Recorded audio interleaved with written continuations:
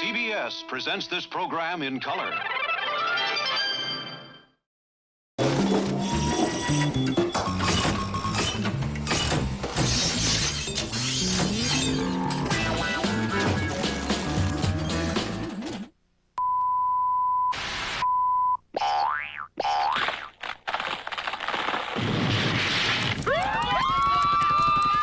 Oh, hi, I'm Chuck. And to tell you the truth, if there's anything that is Y2K proof, it is To Tell the Truth. It first appeared in 1956 and was seen on network television as recently as 1991. Wow! Bud Collyer spent 12 years asking the real Mr. So-and-so to please stand up. And stand up they did, all the way to Bud's final show on September 9th, 1968. This show features the grande dame of To Tell the Truth, Miss Kitty Carlisle, who is still a force to be reckoned with and a great broad. I predict that if the Earth is laid to waste tonight, the sole survivor will be Kitty Carlisle. Enjoy! To Tell the Truth is proud to present one of the great actresses of our time, ladies and gentlemen, Miss Irene Hecker.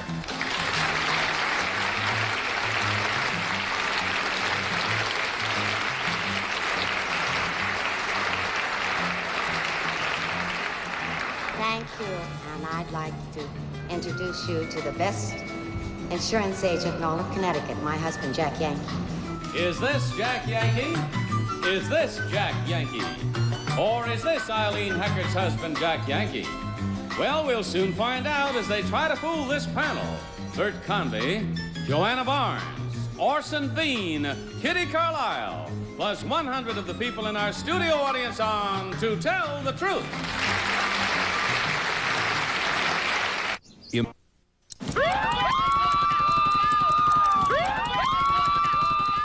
And now, here's our host on To Tell the Truth, Bud Collyer.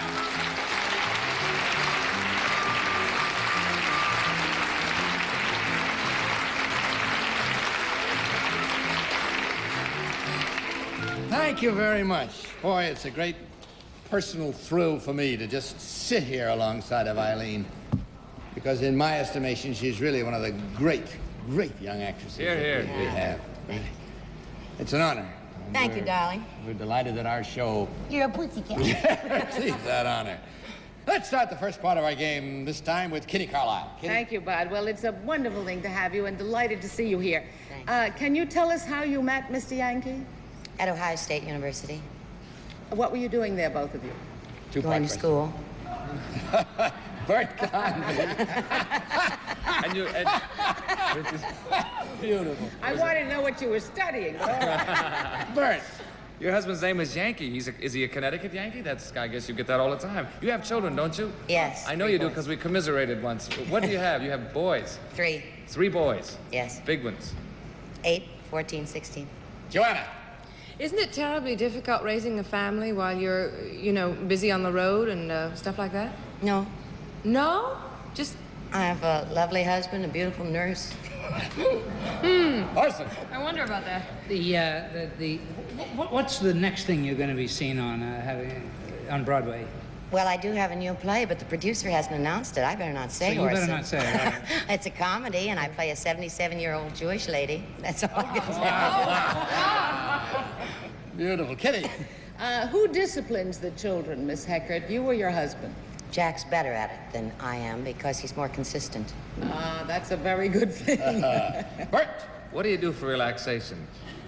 Stay home. Sleep. Joanna. Are any of the kids interested in theater? The middle boy. Really? Has he worked professionally? Well, just to get his bicycle, he wanted a 10-speed bike, and I said, you got to go to work, $78. We're not putting out any more for bicycles. We've had 14. And so I got him a job on up the down staircase as an extra. Oh, good. Orson. Eileen, who makes you more nervous to have out in the audience? Walter Kerr of the New York Times or your husband? Jack doesn't make me nervous. I just block him out. I would be Walter Kerr if I had to think. I can't think about any of them on an opening. Kitty. Has your husband ever been interested in the theater? Only in college in executive capacity as far as the drama group. And that's it. End of our first part of our game. So You've learned a little more about Eileen and her husband, Jack Yankee. Let's ask the gentleman in question to please come in from their soundproof room.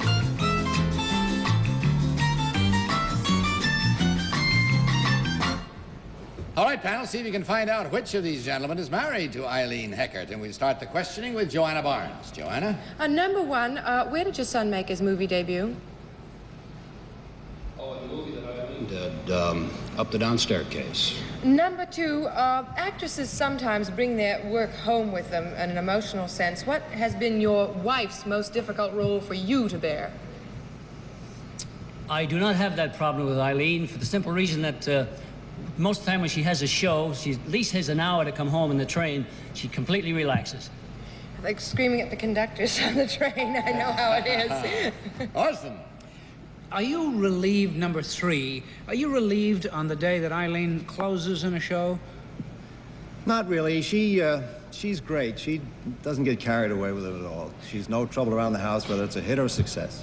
Number one, I don't feel that when I'm in a Broadway show, I get to spend as much time as I'd like to with my family. Do you care about her working in a show? Like, a show is a very demanding thing. Well, it takes a lot of time away from our home life, Yeah. but after she has been working at it 3 or 4 months, then I start to get a little nervous and want her to come home with the kids again. Kitty.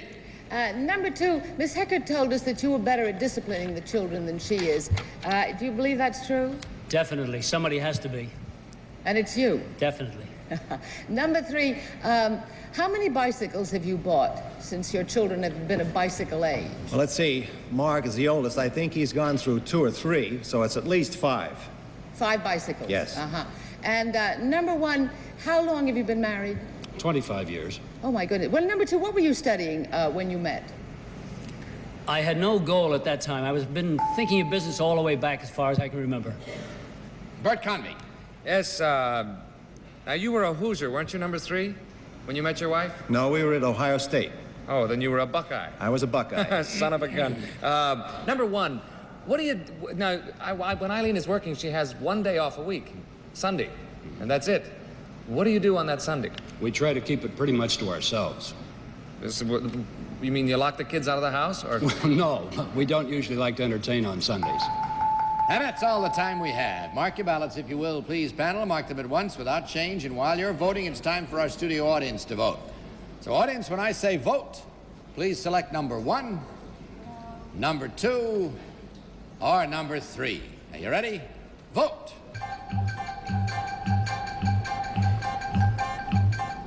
All right, your votes have been registered. Let's see now how our panel voted. All marked panel seem to be. Bert, for whom did you vote? You know, it's very interesting to see the husbands try and act like they don't care about her. I think all 3 of them are madly in love with her, and number 1 came out and looked steely-eyed at her, but it's him anyway. I don't care what he says. It's he anyway. All right, I Really, Bert? Joanna. You know what a gerund is? I think it's 1 or 2, but I picked 2 because I just thought he was so much fun. He might be fun to be married to. Orson. I picked number 1. Even though he's steely of eye, and now that's done in needlepoint there. Oh, I see. It's a stage door. Yeah. Standing outside with flowers. Kitty. Well, I should have voted for number 3 because he said it doesn't matter if the play's a hit or a success, which is a Freudian slip for a man who's married to an actress. But number 2 said she's no trouble around the house. I don't think he's married to anybody for 25 years with that kind of an attitude. So I voted for number 1. All right, let's see who got the most votes from our studio audience. Our audience voted for number 1. Eileen, I guess you will have to be the final analysis here. Go over and pick out your husband, Jack, will you?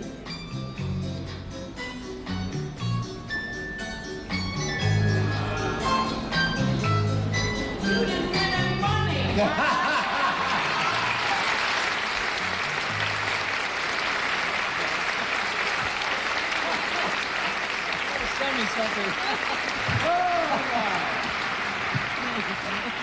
Eileen, I know it's a trite question, but we've all loved you so much, and you played so many different roles. My heavens, what a wide variety of things you've done.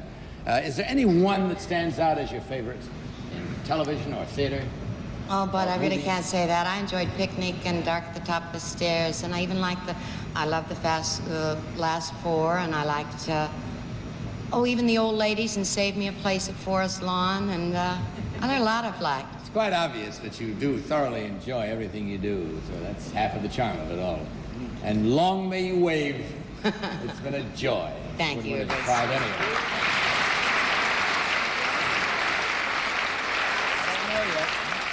All right, number 2. What is your real name and what do you really do? My name is Harold McGann, and I'm a plain old industrial salesman. Plain old industrial salesman. Thank you, sir. Number 3. What is your real name and what do you do? My name is Kenneth Bott, and I'm a vice president at First National City Bank. Thank you. In checking the score, we find that there was one incorrect vote, and that's still worth $100. Thank you for the grace and charm you always bring to everything you do. And to all of you, thank you for assisting so nicely. Goodbye, and God bless you.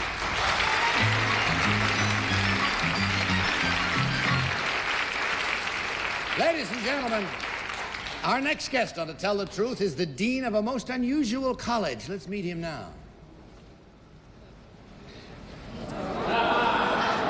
We'll play our game with these gentlemen in just 1 minute. Now, this word.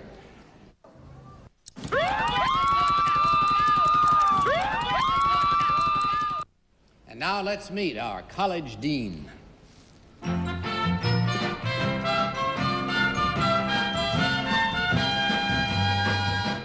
What is your name, please? My name is Mel Miller. My name is Mel Miller. My name is Mel Miller. We'll play our game with Mel Miller in 1 minute. Right now, this message. Stream golf.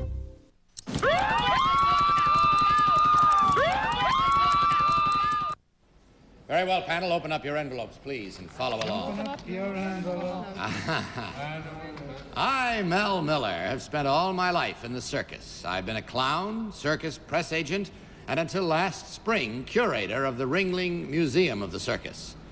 As director of special exhibitions for the circus, I have just become director of a new college. The major subjects taught will be visual comedy, the history of clowns, pantomime, and knockabout comedy, including complete training in costuming and makeup.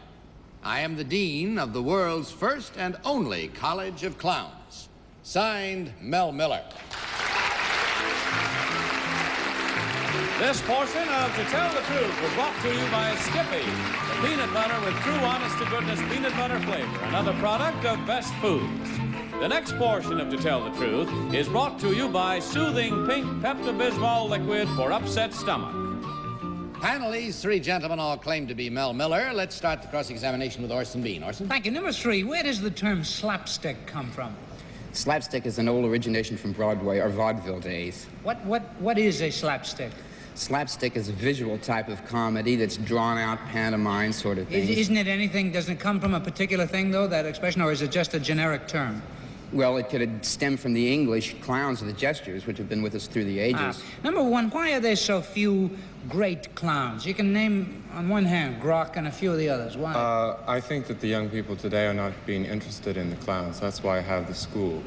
I see. Number 2, what about the commercialization? Like you go to Ringling Brothers and everybody's carrying around a tube of toothpaste. Kitty Carlisle. Number 2, where is your school? At the winter quarters in Florida. And number 1, is there a great demand for young clowns today? Great demand. We need them. Number 3, does Mr. North still run the circus, John Ringling North? No, ma'am. He doesn't. Number 2, where is the museum? In Sarasota, Florida. Oh, thank you. And number 1, when you travel with the circus, do you have your own car just for clowns, or do you all travel together? No, we all travel together, and we no longer travel in a sort of situation like it used to be in the How do you trade. know? Bert Conley. Yes, number 3, what is the prerequisite for a clown? What kind of person should you be? I don't think there's any actual prerequisite for a clown. It's just being able to do good broad pantomime comedy and make it good in visual. Yes, number 2, can a clown make a decent living today? Or do they pay you in peanuts? Yes, yes. He can, but only in circuses, or can you work someplace else? Well, I suppose if he were good, he could work in nightclubs. I see. television. Number one, supposing I wanted to become a clown. I know Orson already thinks I am, but what would I do? Where would I go? Well, you would write to me, Mel Miller, Ringling Brothers Circus in Venice, Florida. Venice, Florida. Venice. Joanna Barnes. Number two, most clowns, like Emmett Kelly, for instance, have a gimmick, a unique trademark. How do you find these when you are teaching your pupils to become clowns? Oh, I suppose you develop that. We're finding out what you do best. I see. Number one, what are the exhibits in the Ringling Museum? Oh, several exhibits, memorabilia from the past shows like the circus. That's all we have time for. Mark your ballots, please. An audience, again, when I say vote, please select number 1, number 2, or number 3. Are you ready? Vote.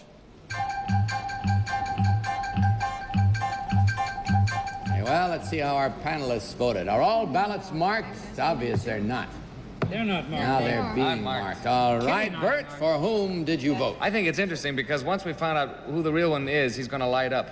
Because he's not at home, he's just sitting there. He wished he could jump around. Number 3 didn't know what a slapstick was, or is, and he should have known that if he's a clown. I voted for number 2.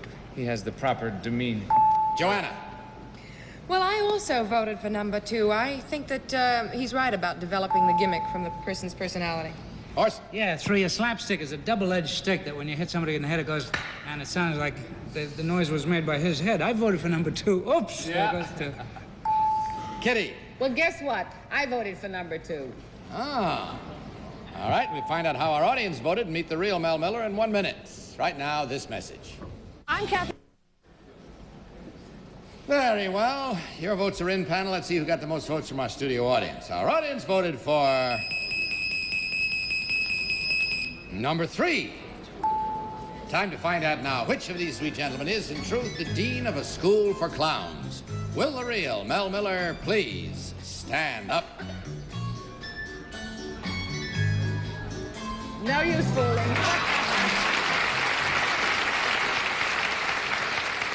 Thank you, sir.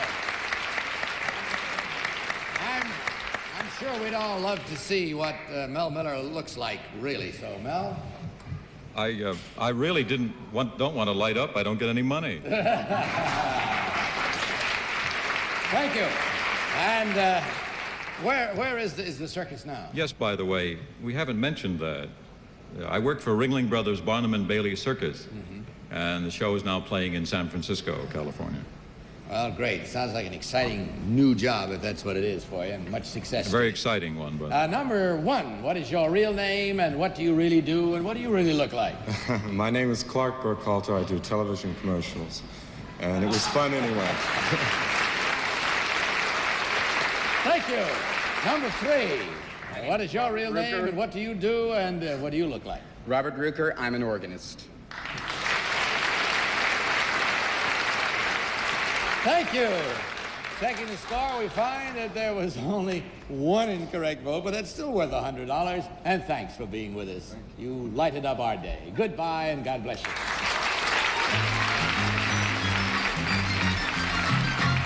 We'll be back to our show in 1 minute. Right now, this message.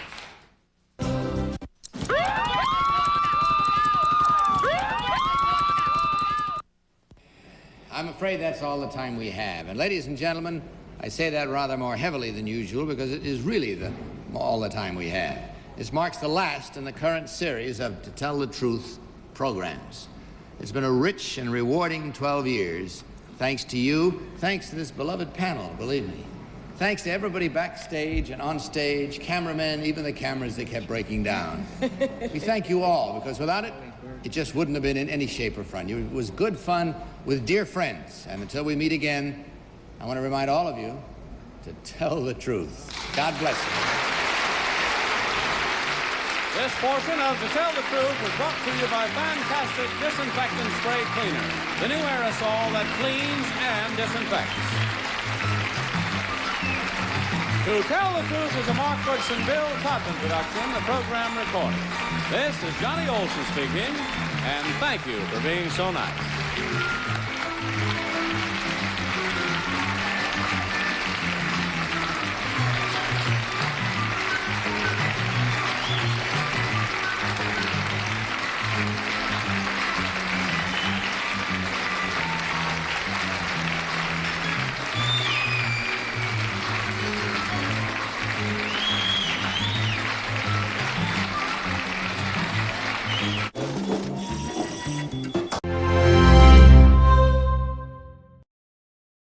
This is CBS. Come on, Denise. Tie it up. Come on. I mean, I was standing right next to him. Could you imagine? I mean, what if I had seen or said something I shouldn't have? Anything could have gone wrong. That sounds awful. It was. Don't you bank at United Metro Trust? Yes, I do. Lucky you weren't there then, too. Yeah, lucky. Oh, look, Carson's putting Brooke in. Come on, Brooke! Come on, Brooke! Right here! So did you get a look at the guy? Of course I did. I gave the police a full description.